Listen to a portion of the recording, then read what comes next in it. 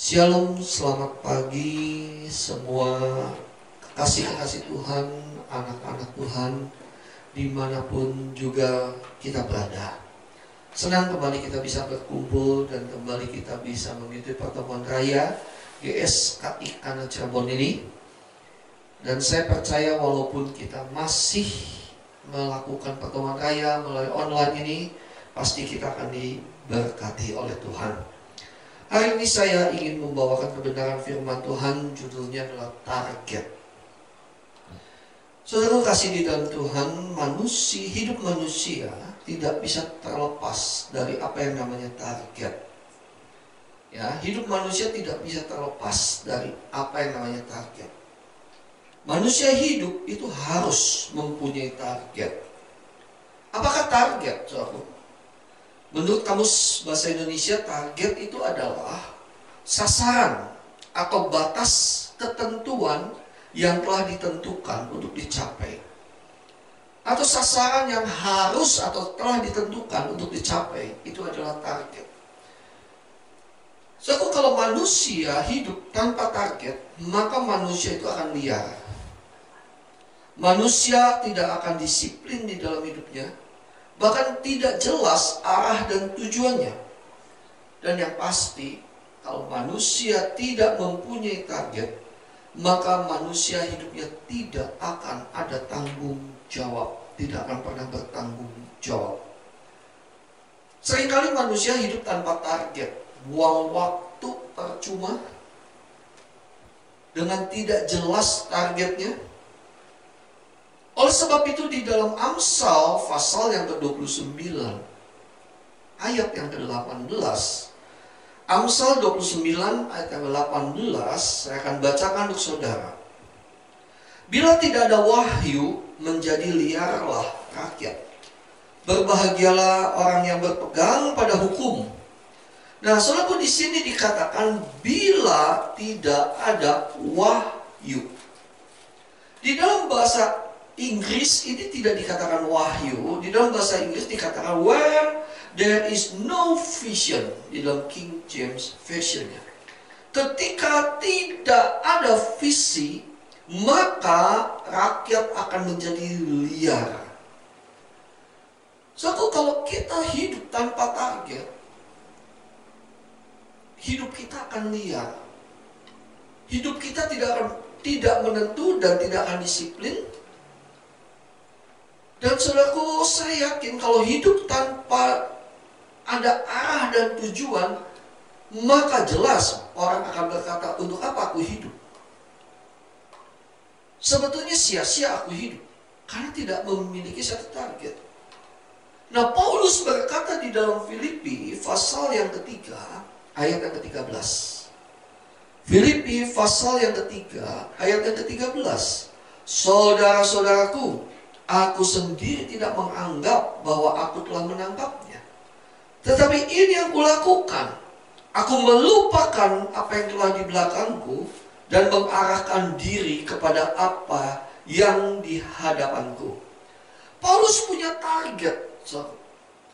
Target dia adalah dia mengarahkan diri kepada yang di hadapan dan dia nggak mau terganggu oleh apa yang telah terjadi di dalam masa lalu dia.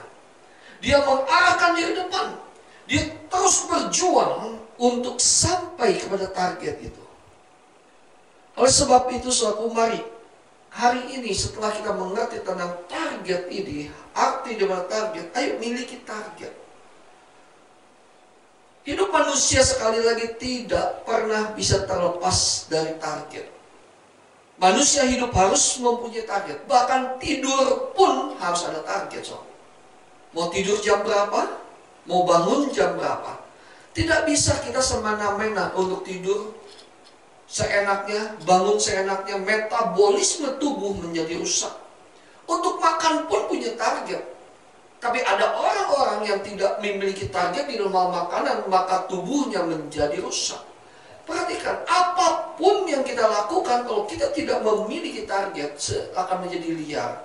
Dan apapun yang kita lakukan, itu akan menjadi rusak. Nah, saudaraku, kalau manusia itu harus mempunyai target, Dan kita harus perhatikan juga bahwa manusia itu juga objek target, saudara.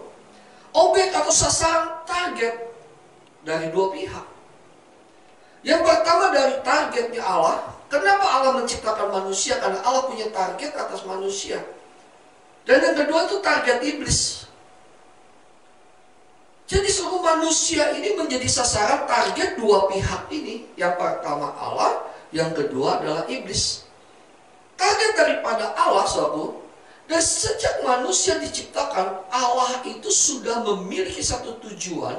Allah itu sudah memiliki satu target. Mengapa Allah menciptakan manusia? Allah tidak pernah iseng. Allah tidak pernah iseng menciptakan sesuatu. Tentu dengan pasti dengan tujuan. Allah tidak akan pernah menciptakan sesuatu tanpa tujuan. Allah menciptakan langit dan bumi ini totally sampai sedetil-detilnya memiliki tujuan. Tidak ada Allah menciptakan hanya iseng atau accident, kebetulan. Nah, teman-teman, karena Allah punya target atas manusia, iblis itu pun memiliki target atas manusia. Targetnya apa? Targetnya yaitu menggagalkan. Sekarang menggagalkan supaya target Allah itu terjadi atau tercapai atas manusia. Allah memiliki target yang pasti. Target Allah terbaik. Pada saat Allah berkata sungguh amat baik. Waktu penciptaan, sungguh amat baik. Tetapi saudara perhatikan, iblis ingin menghancurkan target Allah atas kehidupan manusia. Karena iblis tahu kalau target Allah tercapai atas manusia, maka dia pasti akan segera dihukum. Oleh sebab itu, saudara, iblis memiliki satu target. Ya, targetnya adalah bagaimana menggagalkan supaya target Allah terjadi atas manusia. Dan ini terjadi. Ini terjadi pada saat Allah sudah menciptakan manusia, menciptakan Taman Eden, menciptakan bumi ini, dan Allah berkata sungguh amat baik. Maka iblis menyimpangkan target Allah terhadap manusia. Ini yang namanya dosa. Dosa di dalam bahasa aslinya adalah hamartia. Hamartia itu artinya meleset, tidak tepat sasaran. Jadi waktu Allah menetapkan target kepada manusia, iblis menyimpangkan itu. Dan saudaraku, apa yang terjadi? Manusia diusir dari Taman Eden. Dan sejak saat itu manusia terus turun-temurun melakukan kesalahan, makin menyimpang, makin menjauh daripada target Allah. Tetapi harus diingat, walaupun manusia sudah menyimpang, meleset, tidak tepat sasaran, tapi tetap Allah, target Allah tidak pernah bisa digagalkan. Target Allah harus tercapai atas manusia. Itulah sebabnya Allah mengutus Putra Tunggalnya yang mulia, Yesus Tuhan kita, datang ke dalam dunia ini.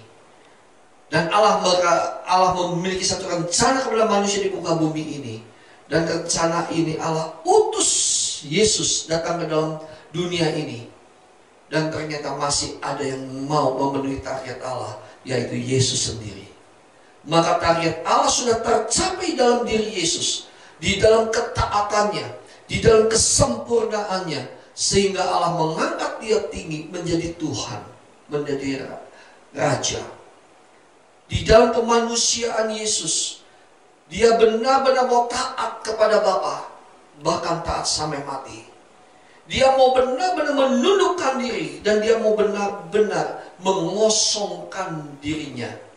Supaya apa? Supaya dia bisa menjadi contoh, menjadi teladan untuk kita yang menjadi sasaran target Allah. Dan kita tidak menjadi sasaran empuk target si iblis untuk disimpangkan. Saya kasih di dalam Tuhan, kita harus pahami ini. Karena sesungguhnya target Allah itu sangat, sungguh amat baik. Sangat baik untuk kita. Tidak ada kata-kata yang lebih daripada baik itu, sob. Ya, Alkitab katakan sungguh amat baik.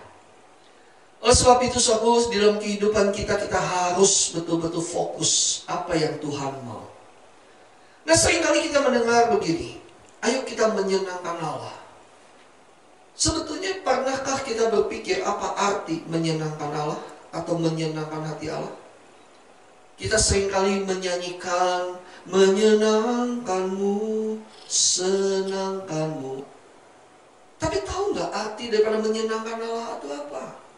Banyak orang berpikir mau menyenangkan Allah dengan hanya kalau kita bernyanyi. Itu betul, itu tidak salah, tapi baru sebagian.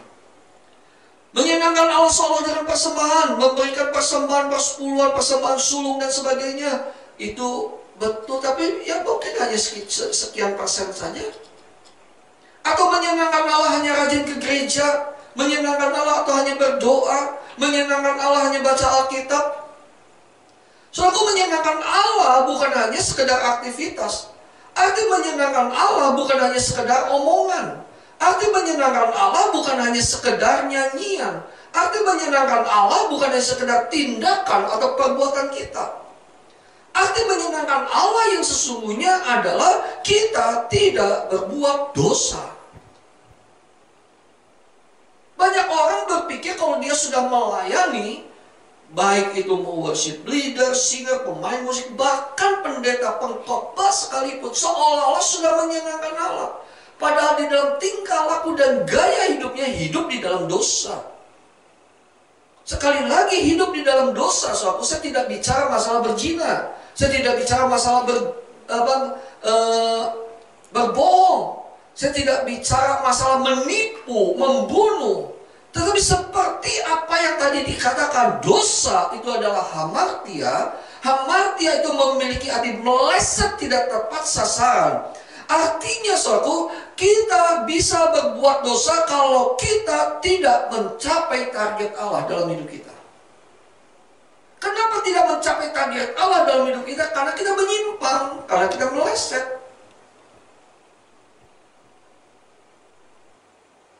So, banyak orang hanya mentargetkan sesuatu yang sebetulnya bukan sesuai dengan Allah.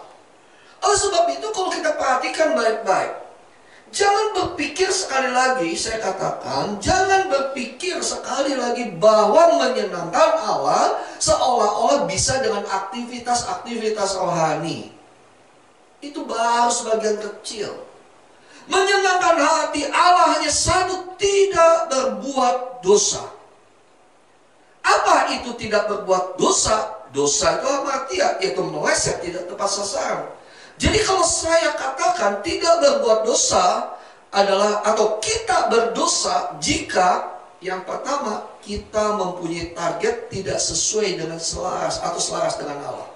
Itu berdosa. Karena kita disimpangkan. Kita mempunyai target tidak sesuai dengan atau selaras dengan Allah.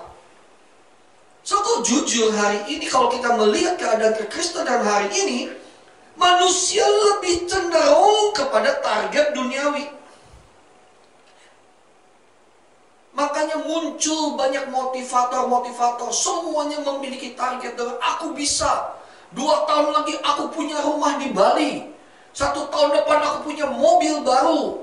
Saudara, hal itu tidak salah. Tetapi saya sekali lagi katakan, kalau tidak sesuai dengan kehendak Allah, kalau hati kita hanya di situ, itu sudah berdosa. Karena sudah menyimpang. Target Allah bukan itu, sob. Sekali lagi kita boleh punya target, punya rumah, boleh. Tetapi itu bukan segalanya. Kita harus selaras sesuai dengan apa yang target Allah itu. Lalu yang kedua, kita berdosa jika kita tidak mempunyai target. Suatu banyak sekali manusia asal hidup. Ya udahlah, yang penting hidup. Di dalam bahasa yang sering kita dengar itu mengalir aja lah. Hidup sih mengalir aja lah. Ya yang penting kita bisa makan enak, yang penting kita bisa menikmati dunia ini, ya udah mengalir aja. Tanpa ada target. Saudaraku, memang betul, arti kata mengalir itu ada 2 pengertian. Mengalir yang betul-betul pasrah, kita benar-benar berserah, atau mengalir yang seperti tidak ada berserah sama sekali. Yang penting ya udahlah. So, nggak bisa. Manusia itu harus punya target. Jadi menyenangkan Allah itu adalah, ayo selaraskan. Kita harus punya target, tapi target itu harus diselaraskan dengan target Allah. Harus. Kalau tidak diselaraskan dengan target Allah, akhirnya target pribadi, akhirnya target manusia, akhirnya target duniawi yang kita kejar. Nah, apakah target Allah? Masalahnya itu. Sebetulnya apa target Allah atas manusia? Nah, saudara tadi katakan ya, berdosa kalau kita tidak mempunyai target sesuai dengan Allah, ya, selaras atau sesuai dengan Allah. Atau yang tidak punya target. Kalau tidak punya target, saya tidak akan bahas lagi, sudah jelas. Tetapi bagi target yang tidak selaras dengan Allah, nah kita harus tahu target Allah itu apa. Ada dua macam target Allah, yaitu target umum dan target khusus. Kalau saya bahas di sini, target umum itu apa, saudaraku? Target umum itu adalah manusia harus dikembalikan kepada rancangannya semula. Itu target umum.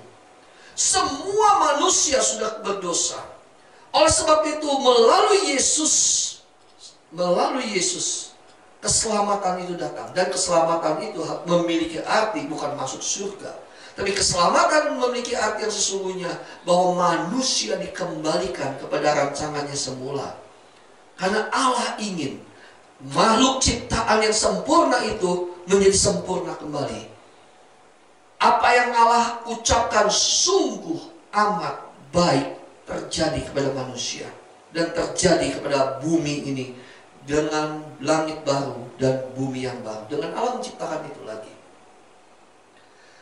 Jadi saudaraku, agar manusia itu sempurna, dikatakan di dalam Matius, seperti Bapa, serupa dengan Kristus.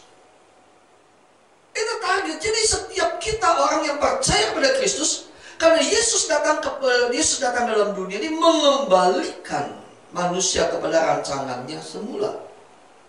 Akulah jalan dan kebenaran dan hidup, tidak ada satu orang pun sampai kepada Bapa.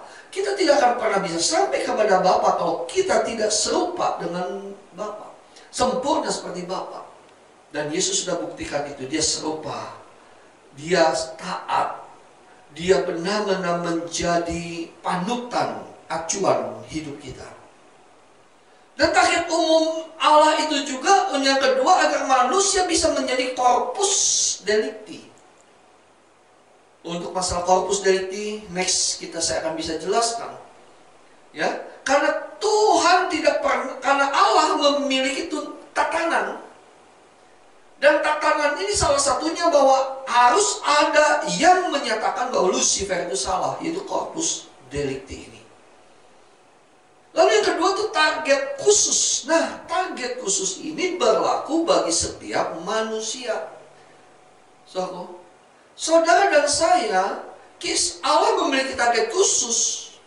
Kepada saya Tuhan memiliki target khusus. Dan berbeda setiap manusia, tetapi sekali lagi arahnya semua menuju target umum, yaitu sempurna seperti Bapa, serupa dengan Kristus. Jadi manusia satu dengan yang lain, Allah memiliki target. Dan keduanya saling kait-berkait dan saling melengkapi. Oleh sebab itu apa yang dikatakan dari Roma 8 ayat 28. Allah turut bekerja di dalam segala sesuatu mendatangkan kebaikan. Apapun menjadi tugas tanggung jawab kita, apapun yang menjadi tanggung jawab di muka bumi ini, sebetulnya berkaitan dengan target umumnya Allah untuk kita menjadi sempurna seperti Bapa, serupa dengan Kristus, dan akhirnya kita menjadi corpus delicti. Kalau kita tidak mengerti tentang hal ini, hidup kita akan menjadi liar. Kekristenan kita akan bergulir ya seenaknya saja. Maka inilah yang terjadi. Karena targetnya hanya hal-hal yang duniawi. Targetnya hanya hal-hal yang kelihatan, hal-hal yang sementara. Dan kita tidak sadar, bahkan kita dibutakan pada akhir zaman ini dengan target-target yang demikian. Seolah-olah kalau kita diberkati dengan kekayaan, maka kita disayang oleh Tuhan. Seolah-olah kalau kita mendapat mujizat, maka seolah seperti Tuhan itu sayang banget sama kita. Tidak selalu, Bagaimana dengan murid-murid Yesus pada awal setelah Yesus naik ke surga? Dia murid yang sangat luar biasa, tetapi kehidupannya tidak mengalami mujizat. Mereka mati, menderita, ada yang dipancung. ada yang disalib, ada yang disalib ke dalam kepala, di bawah, ada yang diseret dan sebagainya. So, mari kita pahami ini. Dan kalau kita mengerti ada target khusus ini, maka kita akan melakukan apapun juga dengan penuh tanggung jawab. Allah tidak pernah melarang kita untuk kaya, tetapi harus dipahami kekayaan itu harus digunakan untuk menggenapi target umum ini. Allah tidak pernah melarang kita untuk punya mobil. Allah mau kita punya mobil, tapi kita harus menggunakan mobil itu bagaimana caranya supaya sebagai sarana, sebagai kendaraan untuk menjadi serupa dengan Kristus. Tapi kalau hati kita sudah ada di dalam dunia ini, sudah pasti dia tidak akan memiliki target serupa dengan Kristus. Sudah pasti dia akan lebih mengasihi dunia ini. Sudah pasti. Jadi suatu, kalau kita tidak mau berdosa, kita harus sekali lagi meletakkan target hidup kita sesuai dengan target Allah yang mencakup kedua hal ini. Apapun yang kita lakukan semuanya harus dengan tujuan mencapai target Allah yang ditetapkan bagi kita. Saya sebagai pelayan Tuhan, saya sebagai hamba Tuhan, saya pun sebagai profesional di dalam pekerjaan juga, saya tetapkan dalam hidup saya bahwa saya harus mencapai targetnya Allah. Oleh sebab itu saya mulai bergerak juga, mau menjadi profesional, soalnya bekerja juga.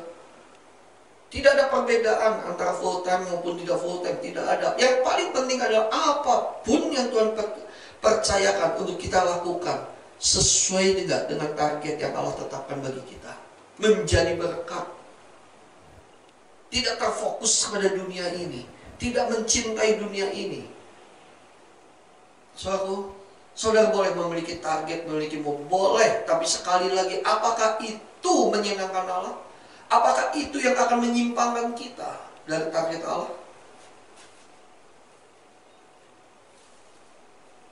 Puji Tuhan, saudaraku, saya sangat bersuka cita gereja Suara Kebenaran Injil ini memiliki 3 pilar. Dan saya lihat 3 pilar ini sangat luar biasa, saudaraku. Ini yang menjadi nilai-nilai gereja Suara Kebenaran Injil. Yang pertama adalah kesucian. Yang kedua adalah kekekalan, langit baru, bumi yang baru. Yang ketiga adalah tanggung jawab. Setelah saya lihat, saya pelajari, saudaraku, ketiga pilar ini sebenarnya adalah inti daripada Injil yang sesungguhnya. Ketiga pilar ini adalah Injil yang murni, saudara. Dan ketiga pilar ini tidak boleh dipisah-pisah, tetapi merupakan satu kesatuan. Orang yang suci hatinya, suci akan masuk ke dalam langit baru dan bumi yang baru. Orang yang memiliki kekudusan akan masuk ke dalam langit baru dan bumi yang baru. Tetapi jangan lupa, selama kita ada di bumi ini, kita harus penuh dengan tanggung jawab. Saya akan berkhotbah tidak akan pernah keluar dari 3 hal ini, karena ini menjadi pilar. Dan pilar ini betul-betul menjadi nilai GSKI. Dan saya bersyukur berada di gereja di bawah sinode GSKI ini, saudara. Karena pilar ini yang membawa kepada kita satu target yang benar, selaras dengan targetnya Allah, selaras dengan Allah memiliki target pada manusia, dan manusia selaras dengan Allah, dan kita tidak disimpangkan oleh si jahat. Yang pasti iblis akan terus berusaha bagaimana menyimpangkan, bagaimana membelokkan target ini. Dan itu adalah dosa. Selalu kasih di dalam Tuhan, bagaimana secara praktikalnya kita bisa mencapai target itu.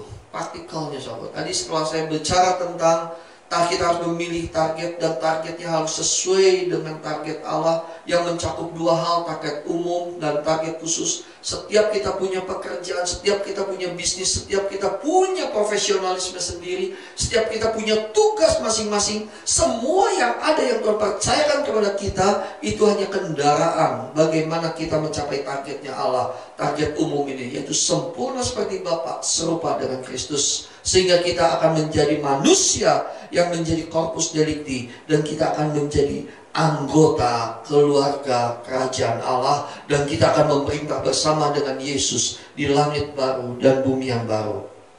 Nah, secara praktikalnya gimana, saudara? Secara praktikalnya supaya kita tidak menyimpang dan kita tetap concern.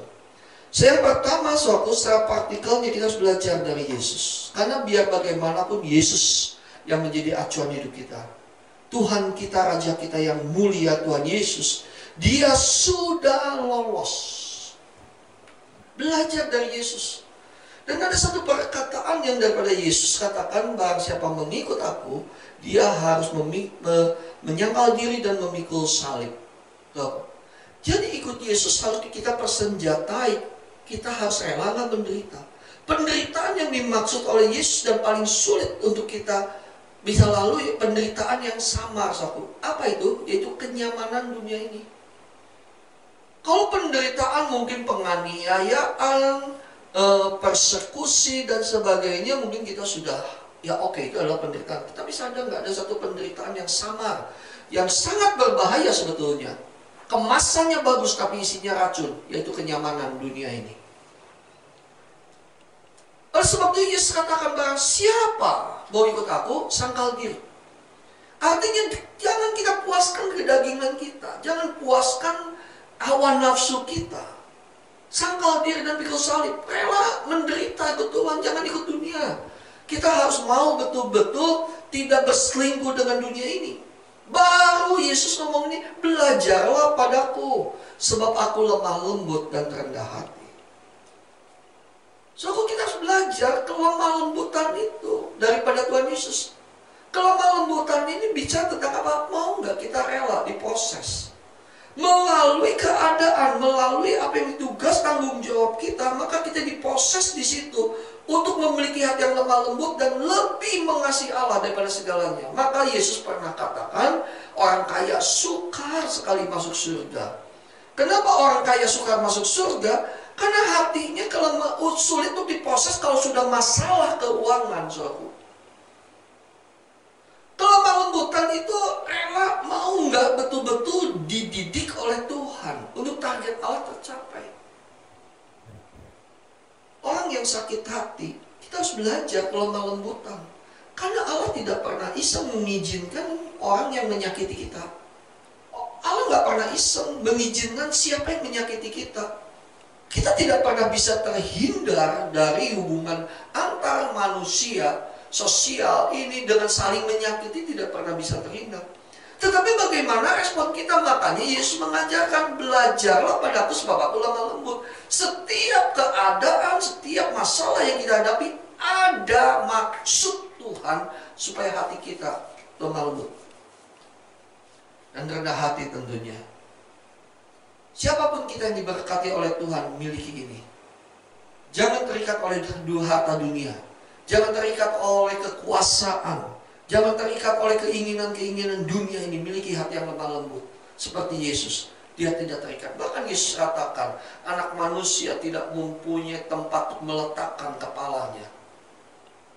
Karena dia tahu hidup di dunia ini musafir. Dia tahu hidup di dunia ini bukan target Allah. Target Allah adalah dia akan memerintah di langit baru dan bumi yang baru. Yang kedua, secara praktikalnya bagaimana, saudara? Yang kedua, kita harus ikuti jejak Tuhan Yesus. Kita harus ikuti jejak-jejak Tuhan Yesus. Kalau saudara pelajari dari kehidupan Tuhan Yesus, itu sangat luar biasa. Jejak-jejak Tuhan Yesus yang dia lalui, melalui Via Dolorosa, melalui apa yang dia lakukan, kita harus ikuti, saudara. Kita harus pelajari dan ikuti itu. Ya. Lalu yang ketiga, suatu usaha praktikalnya untuk mencapai target Allah dalam hidup kita, suatu gunakan waktu dengan seefektif mungkin. Suatu percayalah, waktu itu sangat berharga. Prinsip sekarang bagi saya waktu itu adalah setiap langkah itu adalah proses bagaimana saya menuju keserupadan Kristus. Saya jatuh bangun, saudara. Beberapa bulan ini saya memiliki prinsip setiap langkah saya adalah menuju keserupadan Kristus. Tapi saya jatuh bangun. Nah, seringkali kita, sekali lagi kalau kita tidak punya target, kita liar menggunakan waktu. Tapi kalau kita target untuk dunia ini, coba saudara perhatikan. Jungkir balik pun oke, asal dapat duit banyak, pekerjaan banyak. Jungkir balik pun mau. Rubah, saudara. Bagaimana kita menggunakan waktu, targetnya Allah. Jangan kita disimpangkan. Kita sudah berdosa loh kalau kita pakai target kepada dunia ini. Karena kita sudah meleset daripada rancangan Allah. Dan waktu yang kita pakai ini betul-betul digunakan bagaimana kita mencapai sempurna seperti Bapa, serupa dengan Kristus. Kita lebih suka waktu kita dipakai untuk hal yang sia-sia. Anak-anak muda lebih suka menggunakan waktu dengan bermain game. Ibu-ibu rumah tangga lebih suka membuang waktu, menggunakan waktu nonton sinetron. Bapak-bapak lebih suka menggunakan waktu dengan hobi. Itu nggak apa-apa, saudara. Asal jangan menyita waktu dan menjadi berhala. Minggu lalu kita sudah belajar tentang berhala. Kita boleh menggunakan waktu itu, tapi bukan terus-terusan membuang waktu dan sia-sia, saudara. Kita harus ingat setiap langkah kehidupan kita itu anugerah. Bagaimana kita serupa dengan Kristus. Saya sering bertanya kepada diri saya sendiri. Seandainya kalau Tuhan ngomong sama saya begini, Hermawan, aku akan panggil engkau pulang 1 bulan ke depan. Saudara, saya sudah membayangkan bagaimana kelabakannya saya. Pasti. Karena saya menyadari masih jauh daripada targetnya Allah. Pasti dalam 1 bulan saya tidak akan pernah bisa mencapai apa yang Tuhan mau target itu. Karena kenapa? Karena untuk mencapai target Allah itu cukup perjuangan melalui perjalanan panjang. Apalagi dalam kondisi sekarang ini, saudara kasih di dalam Tuhan, ada COVID-19 ini. Pandemi ini mengajarkan saya, saudara, setiap saat kita bisa dipanggil Tuhan. Sudah ada beberapa teman saya, dan saya cukup kaget, tahu-tahu tidak ada, tahu-tahu dipanggil Tuhan. Dan tidak bisa ketemu lagi dengan keluarganya. Oleh sebab itu kalau hari ini kan kita masih bisa bernafas, masih diberikan waktu oleh Tuhan, gunakan dengan sebaik-baiknya. Janji harus ditepati. Kalau janji jam 9 lah. Jangan buang waktu datang jam 11. Kalau saudara mau rapat-rapatlah dengan seefisien mungkin. Kalau saudara mau melakukan sesuatu, lakukan sesuatu dengan efektif mungkin. Jangan buang waktu. Sekali-kali boleh di kafe, ngopi boleh. Tetapi kalau setiap hari dan buang waktu dengan ngobrol yang ngalor ngidul, dengan tidak juntungannya, tidak ada nilainya, saudara buat apa? Saya sekarang menghindari itu, saudara. Saya menghindari kalau teman-teman saya, yuk kita kongkol-kongkol, tapi kalau sia-sia saya nggak mau. Saya bilang sama istri saya, kalau sia-sia saya nggak mau, tapi kalau saya bisa sharing, kalau saya bisa memberikan kebenaran kepada teman-teman saya, oke, saya mau. 3 jam pun saya lakukan. Tapi kalau udah bicara kongkol-kongkol, lalu omongan-omongan yang tidak jelas, lalu omongan-omongan jorok, lalu bisa dari omongan itu guyon-guyon yang tidak terkontrol. Soalnya kita sudah buang waktu, dan waktu itu tidak pernah bisa dikembalikan kembali. Saya dulu senang seperti itu, tapi hari ini saya tidak, saudara. Hari ini saya tidak. Saya benar-benar berkata, Tuhan, aku mau setiap detik, setiap langkah hidupku itu berguna untuk supaya saya sempurna seperti Bapa, mencapai targetnya Allah. Dan saya selaraskan terus target saya dengan Bapa. GSKI karena ini memiliki satu target. Target kita bukan masalah tentang kuantitas, tetapi target kita adalah kualitas daripada jemaat. Dan saya percaya kalau kualitas kita bisa pelihara, Tuhan pun akan bisa persiapkan kuantitas. Bukan tidak. Bukan kita pun tidak mau punya jemaat yang cukup banyak. Tapi itu bukan tujuan kita yang utama. Tujuan yang utama adalah bagaimana membawa jemaat ada dalam kesucian, hidup di dalam kesucian, mencapai kekekalan, masuk dalam langit baru dan bumi yang baru, lalu memiliki tanggung jawab. Lalu seluruh jemaat GSKI karena ini menjadi Corpus Delicti, itu target kami. Dan saya akan gunakan waktu dengan sebaik-baiknya. Saya akan belajar. Sudah terbiasa berpuluh-puluh tahun buang waktu. Tetapi sekarang harus belajar bagaimana mengefektifkan waktu supaya target Allah tercapai. Yang keempat, ini yang penting. Saya lihat dengan pengalaman saya bagaimana sih seseorang tidak bisa mencapai target Allah karena tidak memiliki pasangan yang seimbang. Bagi mereka yang sudah menikah, sudah nggak bisa apa-apa lagi. Tetapi tetap anggaplah pasangan saudara yang tidak bisa membawa pada target Allah itu merupakan pembelajaran, dan saudara harus tetap bertumbuh melalui pasangan saudara. Tetapi yang belum memiliki pasangan, anak-anak muda yang belum memiliki pasangan, hati-hati jangan memilih pasangan yang tidak seimbang. Apalagi yang tidak memiliki visi segambar serupa dengan Kristus. Saya bicara ini bukan masalah pasangan yang hanya masuk Kristen, bukan. Banyak orang Kristen pun yang tidak mengerti visi ini, visi Allah, targetnya Allah. Tapi saya bicara kepada kita semua, mari miliki pasangan yang akan membawa kita serupa dengan Allah. Terus hidup di dunia ini sementara, jangan kita buang waktu.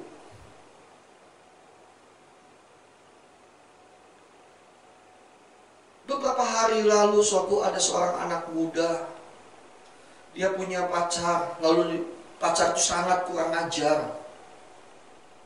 Lalu dia setelah putus ingin nyambung lagi. Dan dia bertanya, Pak, bagaimana ini? Saya katakan, mau ngapain lah kamu nyambung lagi? Saya sudah tanggung, Pak, udah pacaran 2 tahun. Saya bilang, kamu menanggung karena pacaran udah 2 tahun, nanti kamu akan tanggung seumur hidupmu setelah menikah. Saya tidak tahu kelanjutannya. Saya hanya berkata seperti itu karena saya juga tidak dekat dengan anak muda ini. Saya bersyukur kalau saya diberikan pasangan oleh Tuhan yang membawa saya untuk mencapai visi Allah. Tetapi berapa banyak orang yang akhirnya menyesal setelah menikah, dan itu tidak bisa diapa-apain. Saudara tidak boleh cerai, harus terima, dan saudara harus lebih berusaha bagaimana memiliki visi, memiliki target Allah itu. Tapi mumpung sebelum saudara menikah, anak-anak muda atau yang belum memiliki pasangan, ayo camkan ini baik-baik. Camkan ini baik-baik. Banyak orang menjadi kandas, dan iblis bisa pakai. Iblis bisa pakai calon pasangan untuk menyimpangkan kita dari target Allah. Sekali lagi, iblis bisa pakai menyimpangkan kita. Bisa pakai pasangan, calon pasangan, untuk menyimpangkan kita dari target Allah. Iblis bisa pakai. Karena iblis paling tidak suka kalau manusia itu sudah ada di tracknya. Iblis paling tidak suka manusia sudah ada di tracknya untuk mencapai targetnya Allah. Dan dia akan simpangkan, hamartia, meleset dan tidak tepat sasaran. Soalnya sudah dengan demikian harus berani mengambil keputusan. Jangan membuat keputusan hari ini salah. Penderitaan bahkan sampai selama-lamanya loh. Kita tidak mencapai target Allah. Kita bukan masuk langit baru, bumi baru, tapi malah kita masuk ke dalam neraka. Anak-anak muda, saya ingatkan tempat ini. Jangan asal cinta. Jangan asal cantik. Jangan asal ganteng. Karena ini penting. Ini sangat penting. Hari ini saya bicara tentang target ini benar-benar penting. Karena saya pun menetapkan target hidup saya hari ini. Agar hidup saya tidak sia-sia dan tidak membuang waktu. Saya percaya firman ini memberkati kita semua. Mulai hari ini mari kita memiliki target ini. Praktikalnya adalah belajar dari Tuhan Yesus. Yesus lemah lembut dan rendah hati. Dan ikuti jejak Yesus. Ikuti terus jejak Yesus. Lihat Yesus, perjalanan kehidupan Yesus sampai di kayu salib. Bukan berarti kita harus disalib, tetapi penderitaan yang dialami oleh Yesus itu juga penderitaan kita. Lalu gunakan waktu kita dengan seefektif mungkin. Gunakan, karena jam itu tidak pernah mundur, selalu maju dan tidak akan pernah bisa kembali. Lalu jangan memiliki pasangan yang tidak seimbang. Dan sekarang anak-anak muda, jangan pernah berkata, aduh aku sudah mulai muda, ada umur, bagaimana kalau nggak dapat pasangan? Saya katakan lebih baik tidak punya pasangan daripada punya pasangan tapi tidak membawa kepada keserupaan Kristus. Saudara akan menyesal seumur hidup. Dan saudara tidak akan masuk di dalam kekekalan. Percayalah ini. Percayalah ini. Tuhan Yesus memberkati. Dan saya percaya kita semua akan masuk ke dalam target ini. Ayo miliki target itu sekarang. Saya hanya berdoa pada saudara semua miliki target itu, agar hidup kita benar-benar masuk ke dalam langit baru, bumi yang baru. Kita angkat satu pujian. Bila selama ini.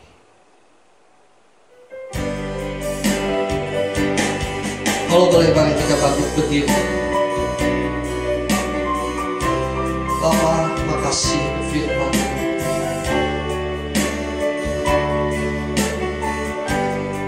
Haleluya. Bila selama ini ku belum berkenan di hadapan-Mu, mari kita angkat pujian bersama-sama.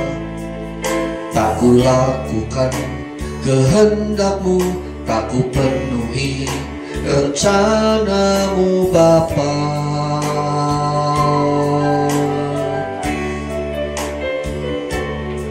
Sampai sekarang ini aku belum menjadi seperti Yesus. Beriku kesempatan di sisa waktuku, Kau ubahkan. Mari sekali lagi yang di rumah, dimanapun saudara berada, angkat pujian ini. Bila selama ini ku belum berkenan di hadapan-Mu, biar ini menjadi doa kita, pertobatan kita. Tak ku lakukan kehendak-Mu, tak ku penuhi rencana-Mu Bapa.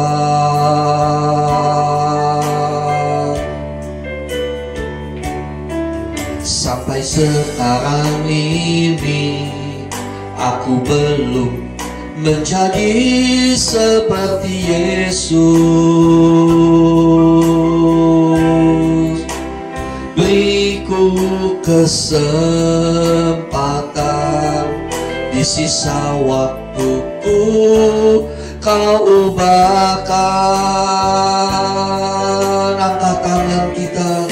Satu yang ku perlu, ku mohon padamu,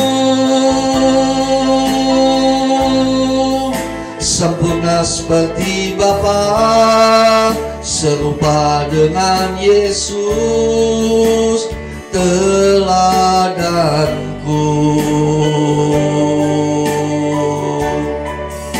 Betapa rinduku berkenan padamu, sampai di rumah Bapa ku bertemu Tuhanku, berkenan padamu. Satu yang aku perlu Bapa, satu yang ku perlu, ku mohon padamu, ku mohon padamu. Sempurna seperti Bapa, sempurna seperti Bapa, serupa dengan Yesus teladanku. Betapa rindu, betapa rinduku berkenan padamu.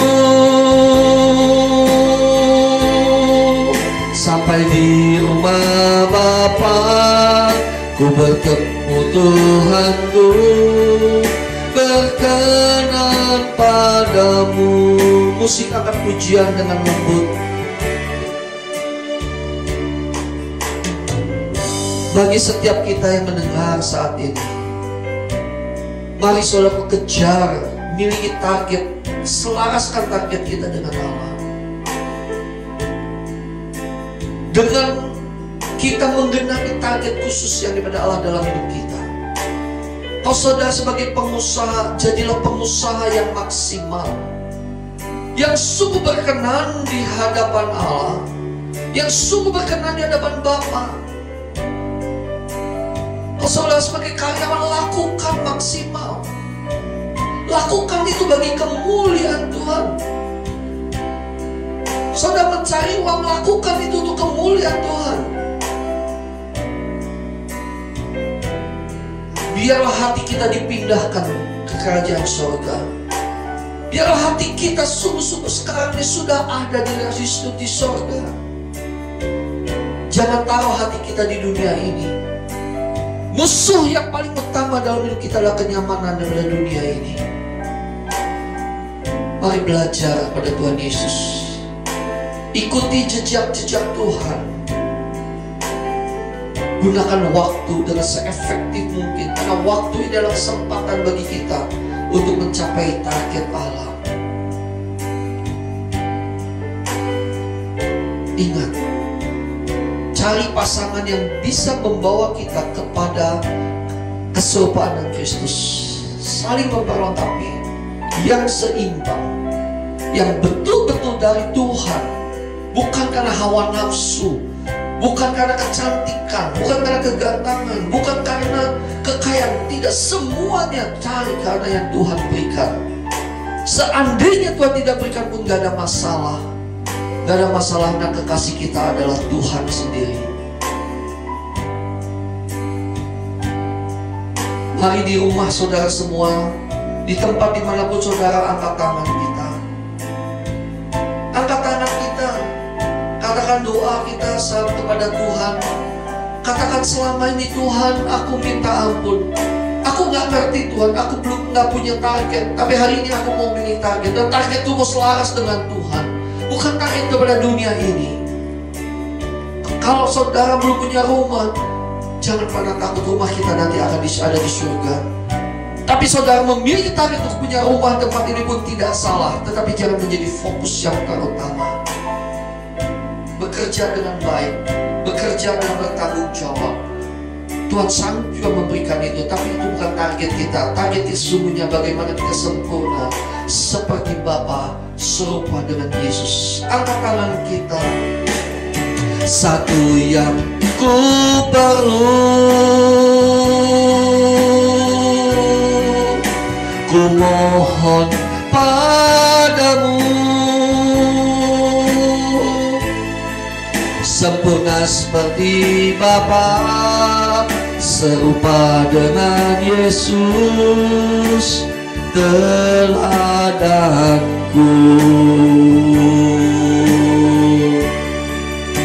Betapa rinduku berkenan padamu, sampai di rumah Bapa, ku bertemu Tuhanku, berkenan padamu. Mari sekali lagi, satu yang ku perlu, satu yang ku perlu, ku mohon padamu, mohon Bapa, sempurna seperti Bapa, serupa dengan Yesus teladanku.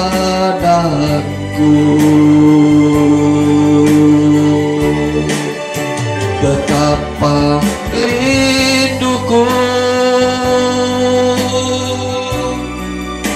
berkenan padamu, sampai di rumah Bapa ku bertemu Tuhanku, berkenan padamu. Bapa, dimanapun kami berada, kami mau melakukan, kami mau mencapai target-Mu Tuhan, kami mau menggenapi rencana-Mu atas hidup kami.